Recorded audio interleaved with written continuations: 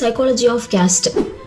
உங்கள் சின்னதுலேருந்தே உங்களோட family members are உங்கள் சரௌண்டிங்ஸில் இருக்கிறவங்க உங்களுக்கு தெரிஞ்சோ தெரியாமலையோ இந்த கேஸ்ட்ன்ற விஷயத்த உங்களுக்குள்ளே ஊட்டி வளர்த்துருவாங்க. Fear of rejection.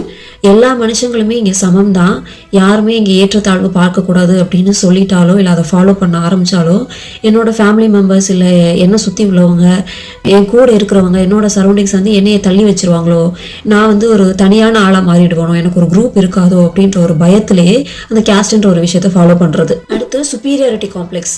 எப்பயுமே மனுஷங்க ஒரு இன்செக்யூரிட்டி ஃபீல் இருந்தது அப்படின்னா அதை சாட்டிஸ்ஃபை பண்ணிக்கிறதுக்கு ஒரு ஃபால்ஸ் ஸ்டேட்மெண்ட் கொடுத்து அவங்களே ஜஸ்டிஃபை பண்ணிப்பாங்க.